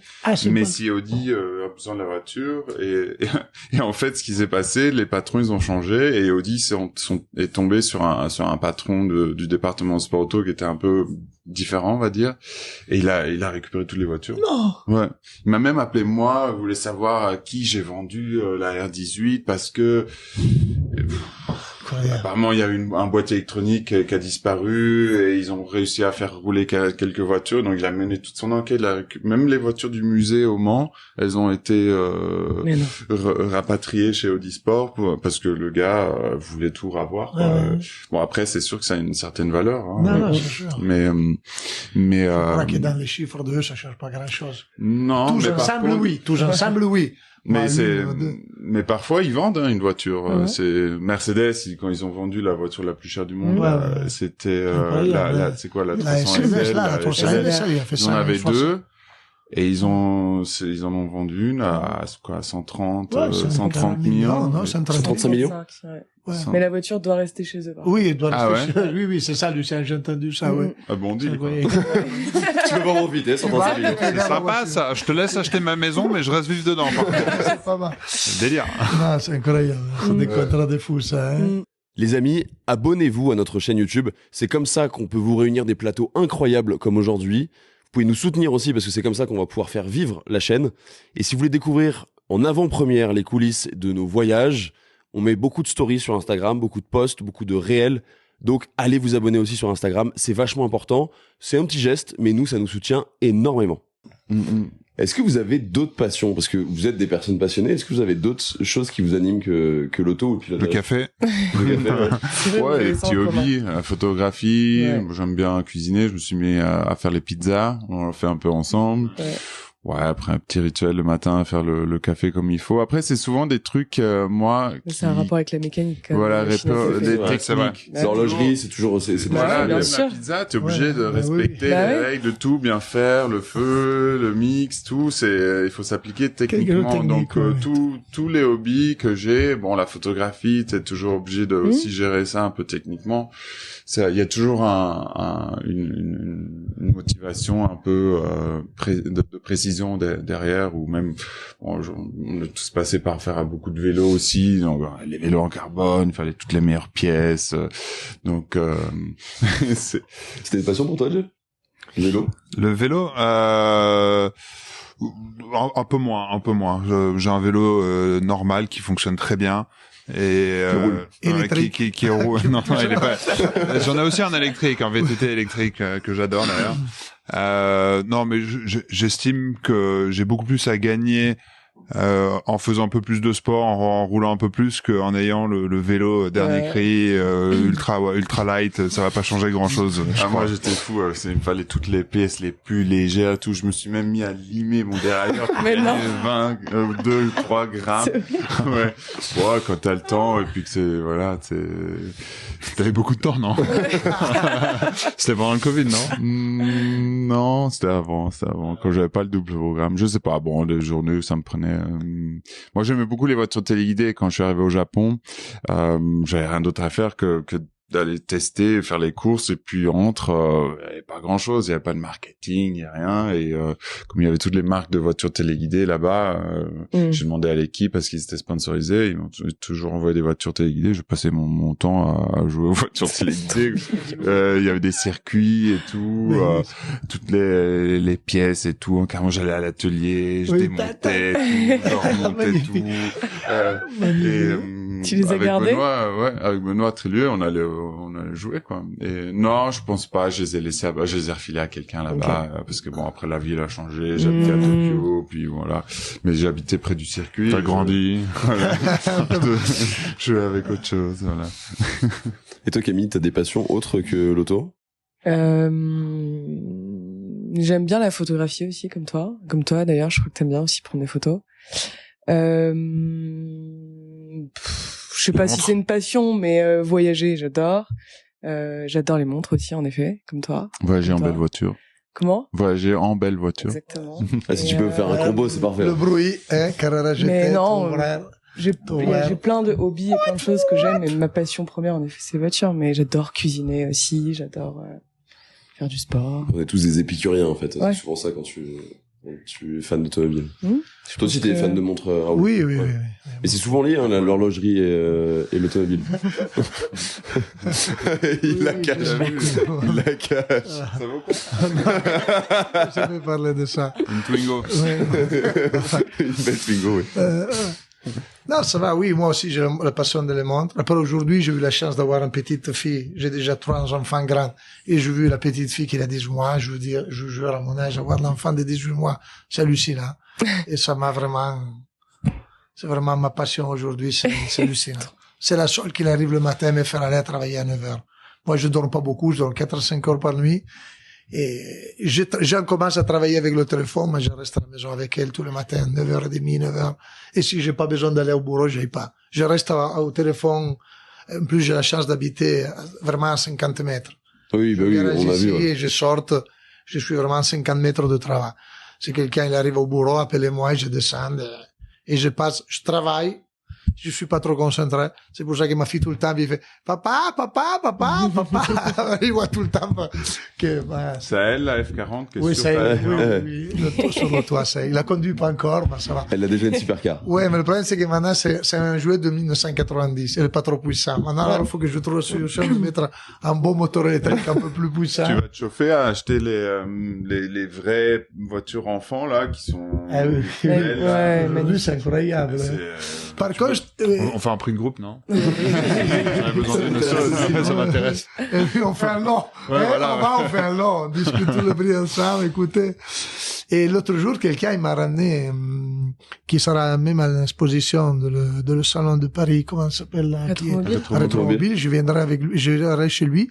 Il s'est mis à produire des voitures électriques, taille pour des enfants un peu plus grands. 5-6 ans, il fait des choses Mais incroyables. je pense que c'est ce dont tu parles, non? Oui, oui, bon. Celles qui sont fabriquées en... Je sais plus comment ça s'appelle, ouais, mais ouais, je vois le truc. Lui, c'est un carrossier qui fait c'est très fort dans les faciles Vega. C'est ça. Ouais.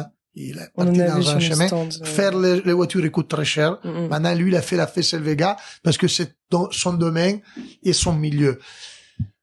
Faissel Vega, je veux pas manquer de respect, c'est un produit spécial. C'est un produit qui c'est très connu en France, et c'est connu vraiment, disons, dans le spécifique des voitures de collection. Ouais, bien sûr, ouais. Mais dans son projet, dans son listing, il y a des Porsche Spister, Mercedes 300 SL, et même il a eu beaucoup de retours. Et j'y crois beaucoup dans son projet. Mm. Je me rencontrais avec lui à Paris, il veut me proposer de faire quelque chose commercialement ensemble, et je suis très ouvert parce que je vois c'est vraiment bon. Ils sont chers, hein, parce que quand même c'est des Oui, produits que c'est pas quelque chose pour tout le monde. Mais c'est vraiment beau au niveau esthétique, c'est vraiment beau. C'est vraiment des jouets au niveau. Tu sais qu'il y a une course pour enfants qui est organisée au Mont Classique. Ah, ouais, Ça s'appelle oui, Little Big c'est Man. vrai. Et Oui, ils j'avais ont vu que des ça. petites voitures comme ça. J'avais vu. C'est des Et parlements ils se à l'ancienne. mettent- ouais. J'avais vu, Trop c'est mignon. Exact. C'est trop Goodwood mignon. aussi, Ouais. ça. Ouais. Ça, il faut que ton Mais fils Goodwood, le ça fasse. pédale. On Ouais. pédale. Ah, ça Là, pédale. c'est avec un Goodwood, ça moteur. pédale. Ah, ok. Ils les mettent. C'est à partir de quel âge? Dès qu'il sait conduire, j'ai envie de te C'est vrai. dire. Donc d'ici 1 an, c'est bon, quoi. Incroyable. Probablement. Toi, t'as un garçon, fille? Un garçon, Un garçon, 5 voilà. mois. C'est bien. Ouais. Bellissimo, hein. Non, c'est cool, ça change la vie. Hein. Ah oui, complètement. Ouais. Moi, j'ai eu la première, j'étais très jeune, j'avais 21 ans, qu'aujourd'hui, il a 31 ans, Clarissa. Et ensuite, j'ai eu Allegra, qui a 22 ans, et Asia, qui a 20 ans. Je l'ai toujours vécu parce qu'après, on peut pas dire que celle-ci, je l'ai vécu plus que les autres, parce que je l'ai tous vécu de la même manière. Mm. Je suis très présent, même si, Donc, Ouais, c'est différent, c'est t'as différent 4 de ta filles, alors. moi, j'ai 4 filles. Ok. Et- 2 ex-femmes, une femme actuelle, j'ai envie de travailler. Je suis- Mais il y en a une un peu comme, par exemple, Camille, qui serait, maintenant, intéressée à Asia, tes il travaille affaires. avec moi. Il travaille avec moi. J'ai ouvert un concept d'un garage où j'ai mis dedans, pour la motiver un peu plus, j'ai mis dedans les sneakers. Vous savez qu'aujourd'hui, la mode de tous les sneakers. Les baskets. Les baskets, Parce ouais. que j'ai fait un concept un peu, je voulais faire ça un peu, voiture jusqu'à 30, 40 000 € pour les jeunes, tu vois, Fiat Abarth, Fiat 500, Audi A1, toutes les petites voitures genre Les hot hatch, quoi. sportives, Ouais. bravo, avec les sneakers dedans, voir un peu comment ça marche. La chose, ça marche très bien. Le problème, c'est qu'il n'y a pas de produit de voiture. C'est compliqué de trouver les sneakers, mais aujourd'hui, c'est encore plus compliqué de trouver des voitures parce qu'il n'y a pas de produit. Moi, je croyais de faire les lots comme ils faisaient avant. Avant, les garagistes qui vendent des voitures jusqu'à 30, 40 000, ils font des lots, ils achètent 40, 50 voitures à la fois dans les usines. Il y avait les boîtes de location qui vendaient le stock. Ça, c'est Aujourd'hui, fini. tout ça, c'est fini. Ça Ouais. n'existe plus. Et c'est pas facile. Tu te dois mettre là, acheter une voiture à la fois. Et moi, j'ai pas trop le temps. Parce que notre métier, à la fin, c'est pas de vendre. Notre métier, c'est d'acheter. Mm. Aujourd'hui, un commercial vendeur, il peut Si t'achètes bien, tu vends bien. ouais. Aujourd'hui, Ouais. Ouais, c'est oui, ouais, c'est lui le plus bon commercial.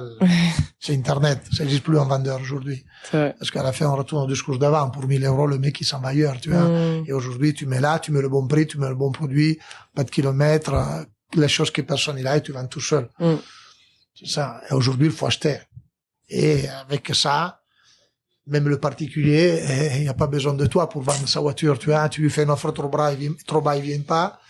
Moi, j'ai fait beaucoup de dépôt-vente en ce moment que j'avais jamais fait. Énormément. Pourquoi? T'es obligé, parce que le client, il vient avec son idée dans la tête, et c'est difficile de lui faire une offre Mm. 10% moins, 5% moins, 20% de moins. Parce que le mec, il dit, ah, pourquoi? Pourquoi tu m'offres 100 000 de voitures qu'il en annonce à 130? Tu vois? Les voitures de collection, comme on disait avant, c'est beaucoup plus compliqué parce qu'il faut être vraiment technique, il faut connaître tout, parce que Il y a des histoires, moi, chaque fois que je me suis mis au milieu de la voiture de collection, si tu connais pas tout, non, ça c'est pas d'origine, ça c'est pas d'origine, elle est la plus belle du monde, et après, et ça, j'ai vu que les voitures de collection, c'est très important aussi, qui sont dans les mains. Oui. Non, les propriétaires, aussi le propriétaire leur provenance. Le propriétaire, s'il emploie, la voiture, elle a une valeur. C'est pour ça que t'as presque un travail d'historienne, en fait, toi, Camille. Ah, mais presque c'est ça. la moitié de mon oui. temps. C'est la moitié de mon temps, honnêtement. Et dis-moi, c'est une question que je me posais toujours. Vas-y. Si un pilote de course a une voiture, est-ce qu'elle vaut plus ou elle vaut moins? Parce que moi, dans ma ça tête, dépend, j'ai ça pas dépend envie du pilote. d'acheter la Ça donne de voiture. valeur, sûrement. Bien sûr, Ah oui, c'est- ah oui. moi, pour moi, c'est le contraire. Non. Parce qu'il la Ah, maltraite. qui va me- J'ai pas envie, il la maltraite tellement que... Ça peut donner de la pluie, ça peut donner aussi la facilité de la vendre. Tu sais, moi, j'avais ma carrière, j'ai eu plusieurs carrières à jeter. Quand j'avais acheté la grise que j'ai dit, je la mets de côté, j'ai acheté 2012. Entre-temps, j'ai acheté la voiture que c'était de Loris Capirossi, j'ai fait une grosse erreur. Parce que ça me donnait pas de valeur supplémentaire. Déjà, elle était comme l'acier, elle était noire avec l'intérieur biscuit. Et c'est déjà très rare, parce qu'ils sont tous grises. D'accord? Noir, c'est plus rare, la carrière GT. Quand même, t'as une valeur, peut-être que ça plaît pas tout le monde, mais il y a beaucoup, il y a moins de voitures. Tu vois, à la fin, le truc bizarre, un exemplaire, tu le vends toujours, tu vois, parce qu'il y a pas. Et moi, j'ai fait un peu, peut-être l'erreur d'avoir utilisé celle de Loris. Et après, au bout de 15 000 kilomètres, j'ai vendu parce que sinon, si tu la ramènes trop de kilomètres, ça perd un peu de valeur. Parce qu'à la fin, j'ai toujours mon côté professionnel, tu vois, qu'est-ce que je veux dire? Moi, j'ai vendu beaucoup de voitures qu'après, j'ai racheté tout de suite arrière pour faire des upgrades. Ma première F40, à la fin, j'avais vendu 1000 kilomètres pour acheter une autre qu'il avait 8000, tu vois. Et pardon, 6000, c'est celle qu'aujourd'hui, qu'il a fait 8000 kilomètres ici sur le circuit, tu vois. Mais... 8000 kilomètres. Oui, 8000, il a, elle. Ouais. T'as pas fait 8000 sur 5. Non. Oui. Mais je pense que ça donne moi, je m'en rends compte, ça donne pas peut-être plus de valeur, mais une facilité à vendre. Ça donne de la facilité à vendre. Et dans les deux cas, j'ai À les enchères, ça peut t'aider. pour en acheter une, le mec il est passionné C'est et il voit que la voiture va rentrer de bonnes mains, donc Ouais, moi c'est ça. je vais avoir pas un mauvais prix ou au meilleur prix, et à la revente c'est peut-être plus facile, mais bon, moi dans mon cas je pense que je suis pas marchand non plus, donc les gens ils ont pas l'impression que je vais essayer d'en faire un business. Je pense que quand tu commences à en faire un business, c'est autre chose. Les gens ils sont Plus méfiants, ouais. Mais pour te dire, moi, j'ai acheté... Si une voiture lui a appartenu, c'est... C'est une valeur ajoutée 100%. C'est une valeur, surtout ce type de voiture. Bah oui. Après, peut-être sur une voiture... alors déjà, si tu achètes comme la GT2 RS, c'est des voitures qu'il n'y a pas trop sur le marché. Déjà, pas tout le monde il peut les avoir. Alors, si la vente, j'ai acheté la sienne, elle a valeur ajoutée 100%. C'est plus facile qu'un mec qui paye 20 000 euros de plus ou 30 000 euros de plus la sienne, et pour lui dire, j'ai la sienne. Quand même, c'est la sienne, tu vois. Ça donne toujours la valeur ajoutée. Oui, Marc Weber, quand il vendait ses Porsche, bien sa sûr. GT2 RS, il demandait un prix très cher, il l'a vendu tout de suite, tu vois. Ouais. Et personne ne l'avait Ouais, jamais c'est un acheté. argument C'était la voiture de Marc Weber, c'était le pilote de Porsche, c'était, tu vois, ça donnait, il a trouvé un acheteur intéressé à ça. Après, c'est suffisant hein. Pas besoin de 50 personnes. Le mec, peut-être, il fléchait pour lui, ou le mec, il dit, de son côté, il avait beaucoup d'argent, il dit, pour acheter la voiture de personne, je paye un peu plus, j'achète la sienne, qui est quand même dans le futur, c'est quelque chose de plus. Un pilote de reste dans Porsche, l'historique. ça reste un peu, le valeur vraie, ça, tu peux l'avoir, le valeur ajoutée un jour à l'enchère. Un jour d'enchère, c'est ça sûr. peut donner Ouais, une valeur bien sûr. ajoutée, tu vois. Ça peut déclencher le petit coup de cœur. Eh oui, parce qu'ils disent, bon, c'est la voiture quand même, c'est un pilote qui l'avait fait ça. Aujourd'hui, on voit les voitures de certains Tu l'as pilotes vendu plus cher du coup la tienne ou pas? à des prix. Eh oui, ben, c'est normal. On peut faire un deal du coup? Oui, avec Tu me plaisir. vends une voiture, le prix que tu l'as acheté. Ah oui. Moi, je te la revends et après, on fait un deal, on fait 50 pour 50 sur la plus-value. Oui, ça, on peut faire. Ça, je le fais même avec des clients, ça, hein. Des fois, on fait des affaires. Parce que tu sais, mon travail aujourd'hui a besoin énormément de trésorerie, comme le vôtre. Les voitures, ils ont pris des prix énormes, hein. Aujourd'hui, tu parles d'une voiture de sport moyen, on parle de 200 000 euros. Avant, on parlait de 100 000. Et aujourd'hui, le départ, la start-up, c'est 200, 220 000. C'est beaucoup d'argent. Une fois, t'avais 4 voitures, t'avais 500, 600 000 euros. Aujourd'hui, t'as 4 voitures, t'as 1,5 million. Tu vois, c'est devenu, parce que vraiment, il y a voiture à 500, 600. L'autre jour, je regardais ma vitrine, ça me faisait peur. Et il y avait 5 voitures dedans. 2 pistes à cabriolet, 500 000 € voiture. Brabus 4x4, 374 000 €. On est devenu fou. Brabus 4x4, 374 000 €. C'est la folie. Avant, t'achetais quoi? 4 classes G avec 370 000 €. Ça coûtait 80 000 €, les classes G. Maintenant, il y a le Brabus, la nouvelle SL63, 220 000 €. Defender, j'ai un Defender 500 chevaux, là. 3 poids, oui, on est ensemble. On a roulé dedans. La voiture, ça coûte 170 000 €. C'est beaucoup trop pour ce que c'est. Complet. On est devenu, on a vraiment, on est sorti, les prix, c'est, quand d'après t'achètes la même en diesel, tu la mets à côté, toi t'as dépensé 170, l'autre a dépensé 70 000, 80 000. Identique, il a fait Black Badge, lui, il a fait tout, sur un Defender, nouveau Defender. 3 ports. Et tu prends le gros moteur, ça coûte 2 fois l'autre, tu comprends pas, ouais, mais le marché, il y a la demande, et justement, les constructeurs, ils suivent la demande du marché. Ils font très bien, hein. Yeah. Pour finir un peu cette émission, qu'est-ce qu'on peut vous souhaiter pour la suite? Vous savez que c'est la question rituelle. Un peu plus de glisse. On va les glisser, ça c'est sûr. Bah oui. On va les la glisser. suite maintenant. La suite maintenant ou la suite plus tard, comme vous voulez. C'est tous ensemble. Glisser sur cette super piste avec ces super casques. De continuer à passer des bons moments comme ça ensemble, des bons week-ends, que Alessandro, notre pote, parce que c'est tous notre ami. C'est grâce à Alessandro qu'on est là tous. C'est grâce à lui qu'on est là aujourd'hui. Il nous a vraiment impressionné ce week-end avec l'élégance à Megève. Et je suis sûr que c'est un événement qui va grandir de plus en plus année après année. Et donc voilà, ce qu'on peut nous souhaiter, c'est que l'événement grandisse, qu'on se retrouve ici l'année prochaine entre amis et que on glisse sur un plus grand circuit et qu'on passe encore un super week-end. Ouais, faire de belles rencontres. Et moi, j'avais toujours dit, mais il faut que je le rencontre, ce fameux Raoul, parce que c'est le seul... L'Italien de Monaco. Ouais, c'est le seul gars qui fait les drifts avec sa caragité. Bon, moi, je le fais aussi, mais je fais pas trop sur un peu, voilà. Sur les réseaux. Voilà, mais je dis, mais c'est ça qui est sympa, les événements comme ça. On rencontre les personnes, et on partage la passion, et on passe des bons moments, voilà. Et ça, c'est vraiment top qu'il ait fait ça, et hâte d'avoir plus. Mais bon, voilà, nous, ce qu'on peut nous souhaiter, c'est sûr qu'on a envie de gagner les courses et avoir une bonne saison. C'est toujours ce qui est dans notre focus. Voilà. Et pour nous, c'est de vendre des voitures. Non à la fin, c'est le même choix. Alors on va faire ça. On va gagner des courses, on gagne des sous, et après on achète des voitures. Donc vendre des voitures, gagner des courses et se retrouver entre amis. Exactement. Et merci Alessandro de nous avoir tous réunis. Oui, c'est vrai. Et d'avoir organisé ça. Surtout, tu sais, qu'est-ce que j'ai remarqué aujourd'hui? Qu'est-ce que j'ai remarqué? L'ambiance de Sandro. Je fais beaucoup de cette chose à droite à gauche, d'accord? Il m'invite souvent, et j'ai le plaisir qu'il m'invite beaucoup. C'est incroyable. C'est vraiment extraordinaire. Tu regardes, même les mecs qui nous aident dans la route et dans la piste, toujours un sourire comme ça. Il me fait venir les frissons parce que je dis, bon, on est tombé où? Des fois, t'arrives, ils sont tous des stars. Même, il y a le pire, j'aime pas ça, tu vois.